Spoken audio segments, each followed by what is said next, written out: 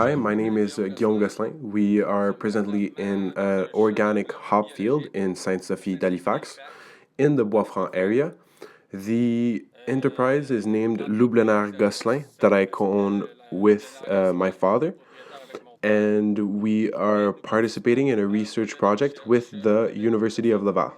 So we had a research project going on with hops producers Gosselin in Plessisville, Quebec. My name is Martine Dorais. I'm a researcher with Agriculture and Agri-Food Canada. My work is focused on plant physiology and plant production under shelter.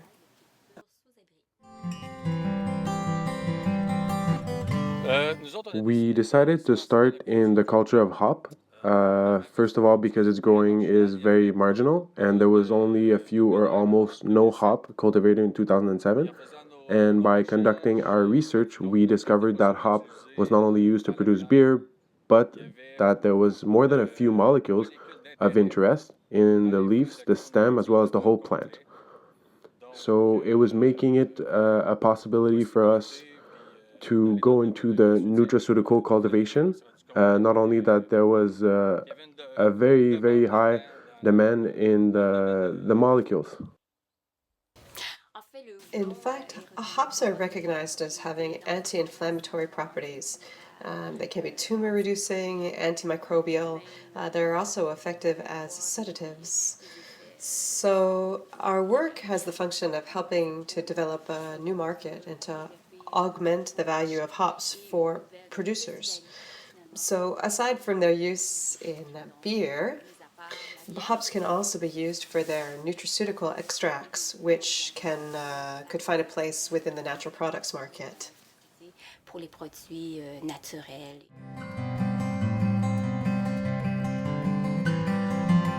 Seeing the nature of the project, a project that is very marginal, there was not a lot of available information in the region of Quebec on the culture of hop with the climate, the constraints we could have had.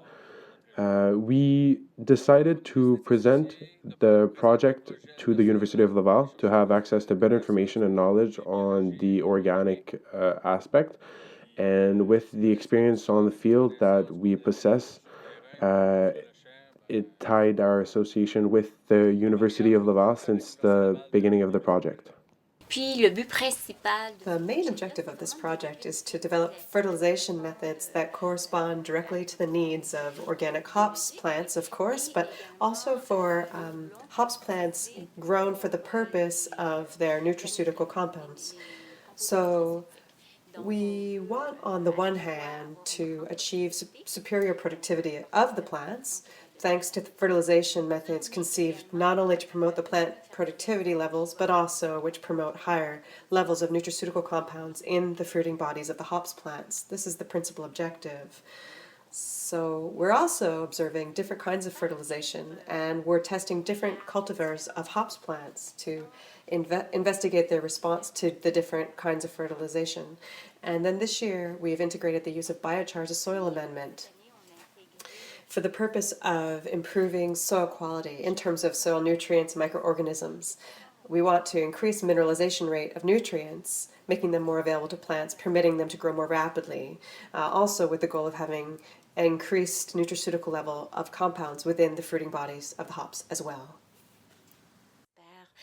Les composés nutraceutiques à l'intérieur des cônes. In the field of our project, we have the responsibility to cultivate our lands according to the organic standards. We have a fertilization schedule to follow. We have different fertilizers. The dosage are varying depending on which fertilizer we are using, and everything is applied on our entire field that contains 9 cultivars.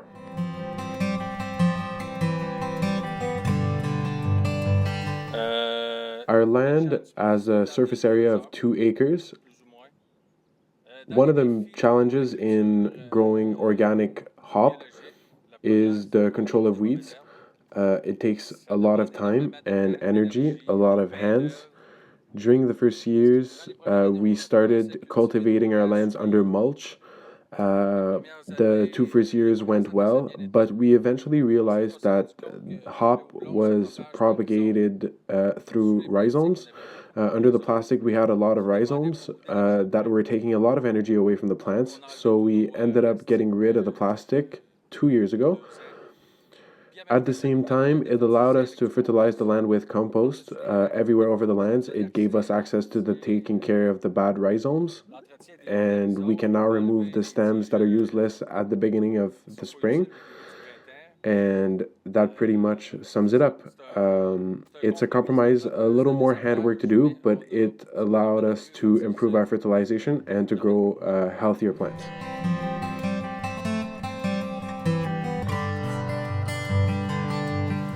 Your grass is not done. You should probably do it soon.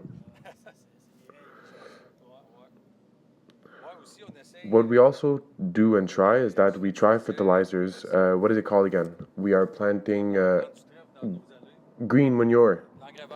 Green manure in our alleys. Yeah, some green manure. We try to make it grow. When it's about 7 to 8 inches of height, we cut it and spread it out over the lands. It gives us a surplus in nitrogen, which is necessary because by growing organically, we realized that the nitrogen was pretty hard to acquire in big amounts. And seeing that those plants attain 20 feet high in less than 30 days, it demands a lot of nitrogen. That is also why we try to acquire everything. In fact, collaboration of researchers with industry partners on research project is essential, given that producers have the knowledge of their daily operation. They know a lot about the kinds of things they're growing, so we really learn a lot from them. And then, as their counterparts, we are involved in daily exchanges about what we're doing. We're involved in looking at theoretical aspects and proposing different explanations of what we're seeing, different methods of what we believe might help improve a grower's production approach, and how to improve the quality of things they're growing, to help improve the way they use nutrients. So it's really a two-sided exchange. This is what makes for successful research with producers.